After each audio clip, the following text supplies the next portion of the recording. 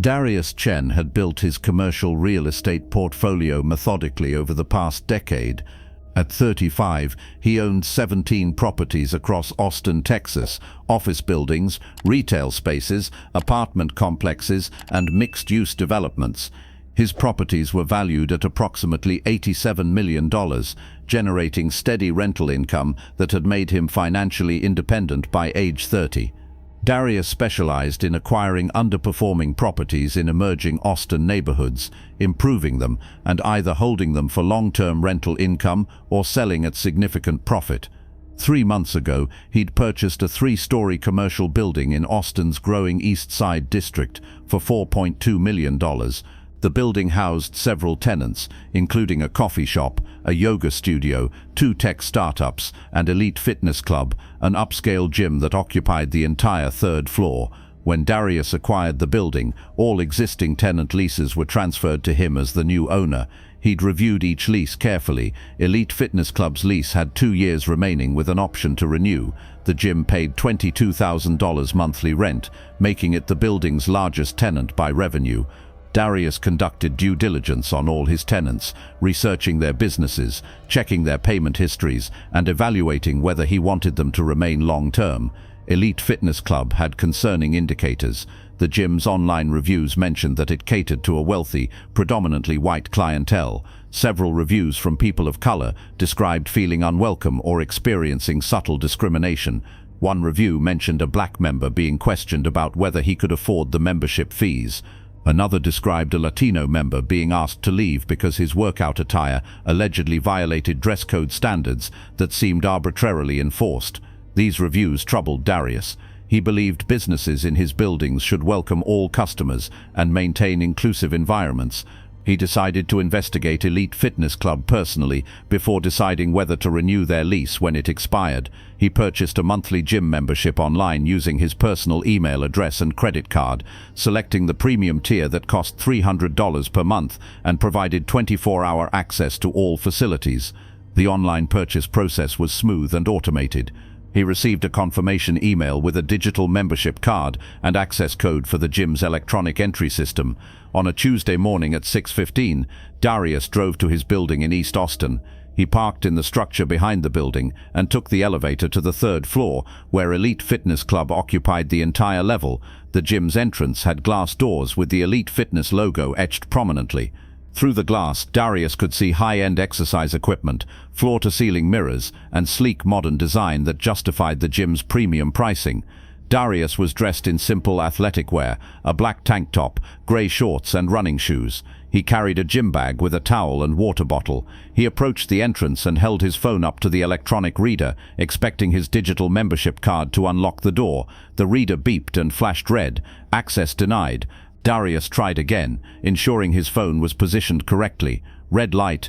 Access denied. He checked his email to confirm he had the right access code. Everything appeared correct. He tried a 3rd time. Red light. The glass doors opened from inside. A man in his mid-40s wearing an Elite Fitness polo shirt and expensive athletic pants stood in the doorway. His name tag identified him as Kyle Morrison, owner. He looked at Darius with immediate skepticism. "Can I help you? My access code isn't working. I purchased a membership online last week." Morrison's expression suggested doubt. "What's your name?" "Darius Chen." Morrison pulled out his phone and appeared to check something. "I'm not seeing an active membership under that name in our system. I received confirmation. I can show you the email." Darius pulled up the confirmation message on his phone. Morrison barely glanced at it. "Online purchases sometimes have processing issues.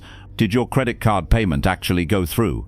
"Yes, I have the charge on my statement. Sometimes charges appear temporarily, but then get declined later. Our system shows no active membership for you." Darius felt frustration building, but kept his tone measured. "Can you check your payment processing? There may be a synchronization issue between your online system and your access control." Morrison crossed his arms. "Look, I'm going to be direct with you. Elite Fitness Club maintains certain standards for our membership community. Our rates are premium because we provide a premium experience for a specific clientele." The implication was clear and offensive. Darius responded calmly. "I'm aware of your rates. I paid $300 for a monthly membership. I'm part of your clientele. Our membership isn't just about paying a fee, it's about fit with our community culture. I'm not sure Elite Fitness is the right environment for you. Not the right environment based on what? The fact that I'm black. Morrison's face flushed. Race has nothing to do with it. I'm talking about the type of experience our members expect. We cater to serious fitness enthusiasts, professionals, people who understand the elite fitness culture. I'm a serious fitness enthusiast and a professional. I meet all your membership criteria. The only thing you've assessed is my appearance. I've assessed that your membership isn't showing as active in our system, which suggests there's a payment issue or some other problem with your account. Other gym members had stopped their workouts to watch the confrontation. Several appeared uncomfortable with what they were witnessing. Darius made a decision. He wasn't going to argue further with Morrison at the gym entrance. Instead, he would document this interaction and address it through appropriate channels, which in this case meant addressing it as the building owner who controlled Morrison's lease. "Mr. Morrison, I'm going to leave now, but I'll be addressing this situation formally through proper channels." Morrison smirked. "Feel free to contact our corporate office if you have complaints about membership processing. I won't be contacting your corporate office. I'll be addressing this directly with you through different means." Darius left the gym and returned to his car. He sat for a moment processing what had happened, then pulled out his laptop and began documenting everything in detail. He noted the time, Morrison's statements, his refusal of membership access, and the clear implication that Darius didn't belong in Elite Fitness Club. He also pulled Morrison's lease agreement and reviewed the terms carefully. The lease included standard provisions about operating the business in compliance with all laws, including anti-discrimination statutes. It also included language requiring the tenant to maintain the property in good condition and operate in a manner consistent with the building's reputation and standards. More importantly, Darius noted that Morrison's lease included a clause allowing the landlord to terminate with 90 days' notice if the tenant violated lease terms or engaged in conduct detrimental to the building's interests. Discrimination against potential customers certainly qualified. Darius spent the morning researching Elite Fitness Club more thoroughly. He found the negative reviews he'd seen previously, plus additional complaints posted recently. He also discovered that Elite Fitness Club had been sued 3 years earlier by 2 black members, alleging discrimination and hostile environment. The case had been settled confidentially, suggesting Morrison had paid to make the problem go away rather than addressing the underlying issues. He contacted his property manager and his attorney. Together they developed a strategy. First, Darius's attorney sent a formal letter to Morrison, documenting the discrimination Darius had experienced, and noting that such conduct violated both federal civil rights law and the lease agreement's requirements to operate lawfully and maintain the building's reputation. Second, Darius instructed his property manager to notify Morrison that his lease would not be renewed when it expired in 22 months, and to begin marketing the third-floor space to other potential fitness tenants who could demonstrate commitment to inclusive membership practices. Third, Darius contacted the 2 individuals who'd sued Elite Fitness Club previously. Both agreed to speak with him confidentially about their experiences. Their accounts matched what Darius had experienced. Morrison systematically made black members and prospective members feel unwelcome through questioning their finances, suggesting they'd be more comfortable at other gyms, or finding technical reasons to deny membership. The attorney's letter arrived at Elite Fitness Club by certified mail the next morning. Morrison called Darius within hours of receiving it. His tone completely changed from the previous day's arrogance. "Mr. Chen, I received a letter from an attorney claiming to represent you regarding yesterday's incident. I think there's been a significant misunderstanding." "There's no misunderstanding. You refused me membership access based on racial profiling and discriminatory assumptions about whether I belonged in your gym. That's absolutely not what happened. There was a genuine technical issue with your membership processing. I've since resolved it and your access is now active. Please come back and use the gym anytime. The technical issue that you resolved after receiving a discrimination complaint? That's convenient timing." Morrison's voice took on a pleading quality. "Mr. Chen, I apologize if my communication yesterday was unclear or seemed unwelcoming. That wasn't my intent. Elite Fitness Club welcomes all members who meet our membership standards, which you clearly do. I'd like to offer you 3 months of complimentary membership to make up for the confusion. I'm not interested in complimentary membership. I'm interested in whether your gym systematically discriminates against people of color, which the evidence suggests you do. That's a serious accusation. I've operated Elite Fitness Club for 8 years, and we've served hundreds of members from diverse backgrounds. You've also been sued for discrimination. You have multiple negative reviews describing racist treatment, and you personally profiled me yesterday based solely on my appearance. That's a pattern, Mr. Morrison. There was silence on the line before Morrison spoke again, his tone shifting to defensive. If you're planning legal action, I'll have my attorney respond to yours. But I'm telling you, this is being blown out of proportion. I'm not planning legal action. I'm planning something more direct. What does that mean? It means you'll be receiving another letter soon. Not from my attorney, but from your landlord. My landlord? What does the building owner have to do with this? Darius smiled, though Morrison couldn't see it. Everything, since I am your landlord. I purchased this building 3 months ago. You're my tenant, and tenants who discriminate against customers in my properties don't get to renew their leases. The silence that followed was profound. Darius could almost hear Morrison's mind racing to process this information. You own this building? Yes. I acquired it in June. Your lease transfers to me as the new owner, which means I'm now your landlord, and I'm exercising my right under the lease to notify you that it will not be renewed when it expires. You can't do that. I have a lease with renewal options. Renewal options aren't mandatory. They're at the landlord's discretion. I'm declining to renew your lease. You'll have 22 months to find a new location, and before you claim this is retaliation for a discrimination complaint, please remember that you discriminated against me before you knew I owned your building. The non-renewal is a consequence of your discriminatory conduct, not retaliation for reporting it. Morrison's voice rose in panic. This is my business. I've invested hundreds of thousands in building out this space. You can't just kick me out because of one misunderstanding. It's not one misunderstanding. It's a pattern of discrimination documented through lawsuits, reviews, and now my personal experience. I've given you nearly 2 years to find alternative space. That's generous considering I could pursue lease termination for cause based on your violations of anti-discrimination law and lease requirements to operate lawfully.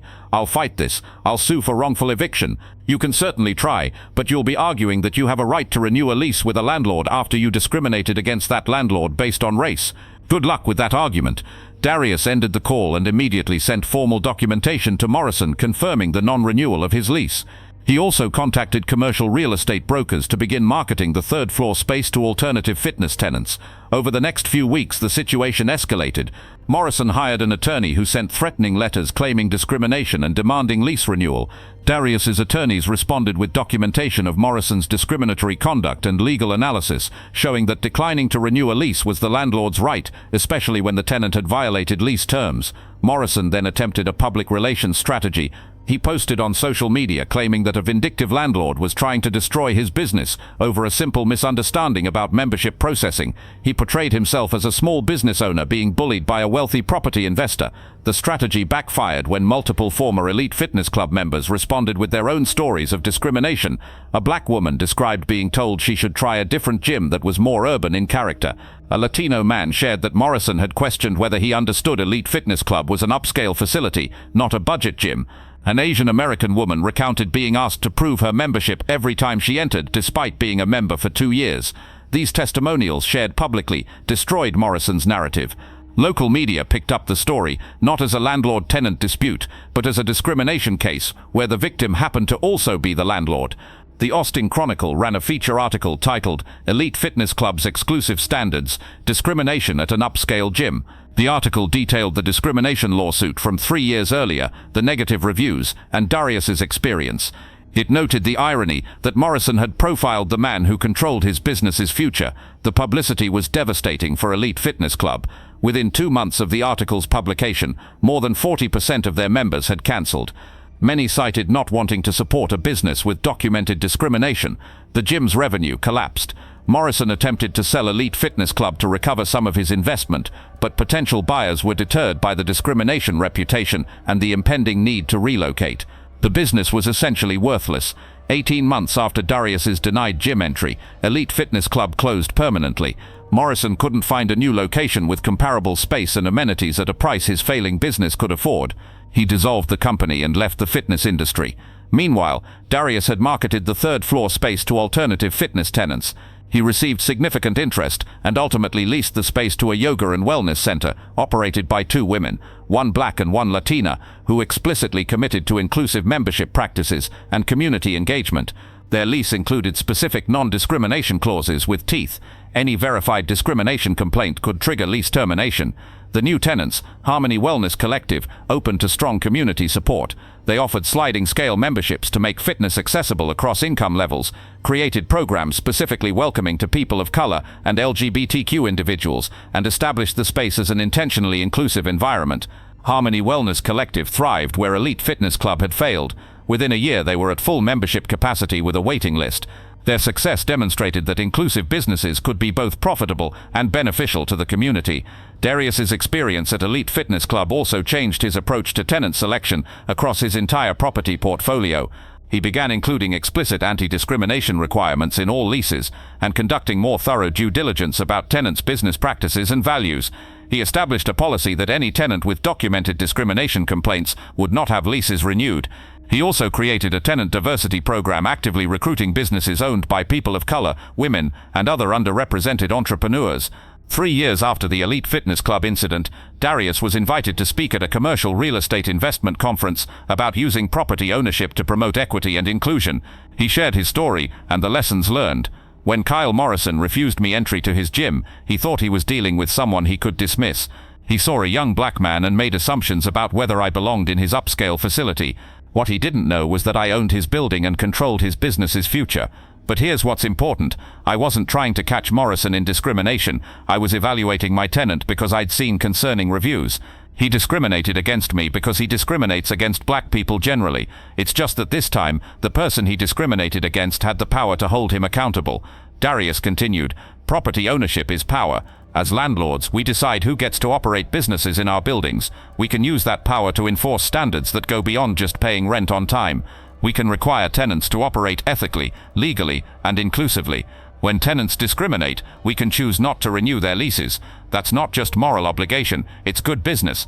Discriminatory businesses generate controversy, legal risk, and community opposition. Inclusive businesses attract customers, positive reputation, and community support." The speech resonated with other property owners who began implementing similar policies. Over time, the practice of including anti-discrimination requirements in commercial leases became more common across the industry. Kyle Morrison struggled professionally after Elite Fitness Club's closure. He attempted to open gyms in other cities, but his reputation preceded him. He eventually left the fitness industry and took a job in corporate sales. In an interview years later with a fitness industry publication investigating discrimination in upscale gyms, Morrison offered reflection that seemed genuine, but came too late to save his business. "I thought I was maintaining standards by being selective about members. I convinced myself that Elite Fitness Club needed to serve a specific demographic to maintain its premium brand. But that was really just code for keeping out people of color. When I saw Darius Chen at my door, I saw a young black guy and assumed he couldn't afford membership or wouldn't fit our culture. I didn't see a successful real estate investor who literally owned my building. The irony is that my discrimination destroyed my business, not because Darius sued me, but because he declined to renew my lease, and the publicity around the incident drove away members. I lost everything because I couldn't see past racial stereotypes. Darius was exactly the kind of professional, successful member I claimed to want. I just couldn't recognize it because of his skin color. 10 years after the incident, Darius's real estate portfolio had grown to 43 properties valued at over $200 million. He'd become one of Austin's most successful commercial property investors and was known for developing spaces that housed diverse, community-engaged businesses. The building that once housed Elite Fitness Club had become a showcase for Darius's investment philosophy. All 5 tenants were minority-owned businesses committed to inclusive practices. The building was fully leased, generated strong returns, and had become a destination in East Austin's revitalized commercial district. In an interview marking the 10th anniversary of his first major property acquisition, Darius reflected on how Elite Fitness Club had shaped his approach to real estate.